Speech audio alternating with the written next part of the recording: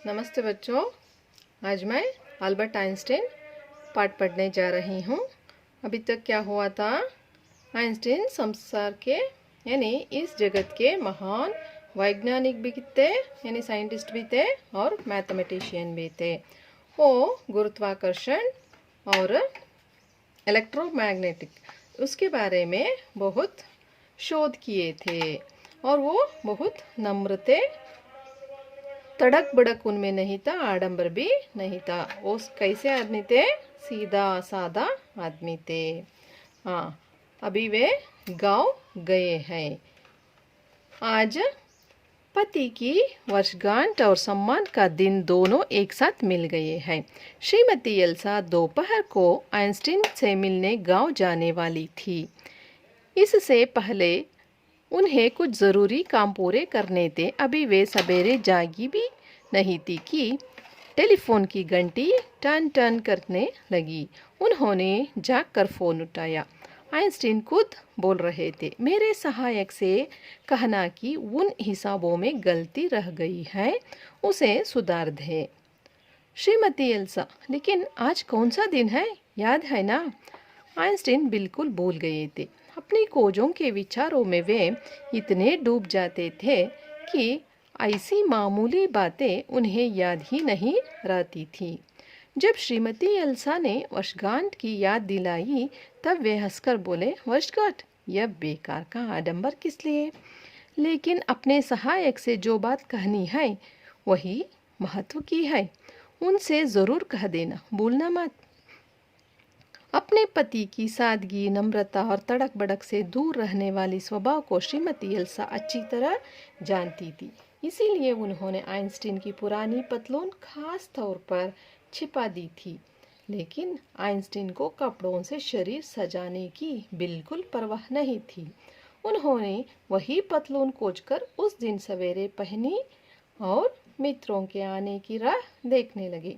जब श्रीमती एल्सा सारी भेंट और बधाई के कीमती संदेश लेकर आइंस्टीन के पास प्रसन्न होती हुई आई तब उन्हें अचरज हुआ।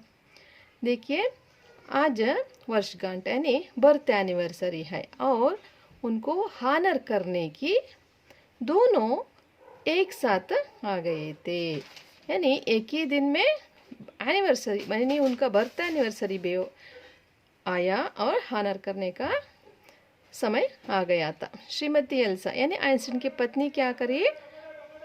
वो गांव में जाने वाली थी। क्यों? आइंस्टीन से मिलने के लिए। उससे पहले उसको कुछ काम करना था। सवेरे सवेरे यानी अर्ली मॉर्निंग वो टेलीफोन की घंटी बजती है। वो घंटी बजते उसको जाकर उठाती है। तो कौन थे फ़ोन में?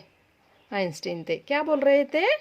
मेरे सहायक से कहना, यानी अटेंडर होता ना, हेल्पर होता ना, उससे कहो कुछ अकाउंट्स में गलती हो गई है, मिस्टेक्स है, उसको करेक्ट करने के लिए बोलो करके।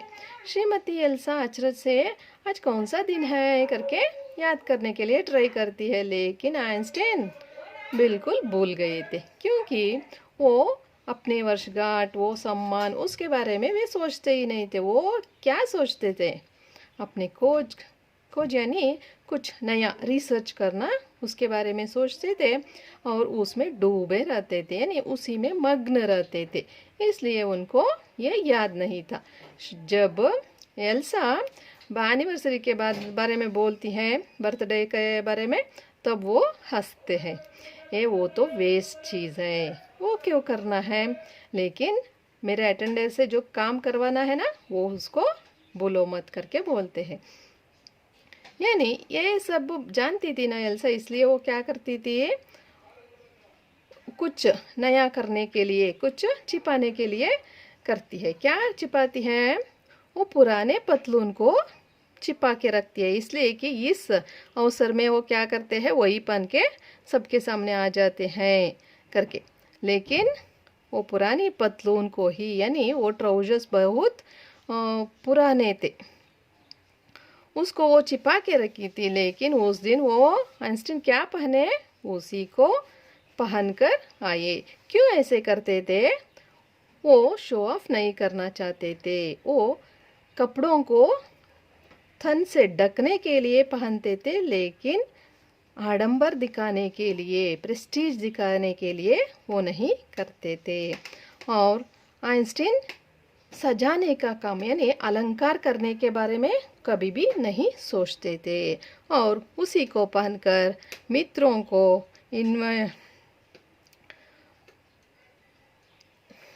को देखने के लिए आकर खड़े हो गए। जब एल्सा आकर देखती है उन कपड़ों में, तब आइंस्टीन खुशी से उसको वेलकम करते हैं, लेकिन एल्सा बहुत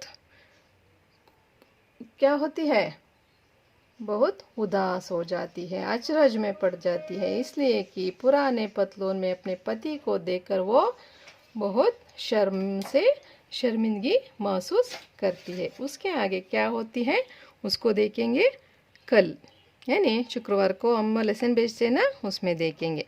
तब तक के लिए धन्यवाद बच्चों।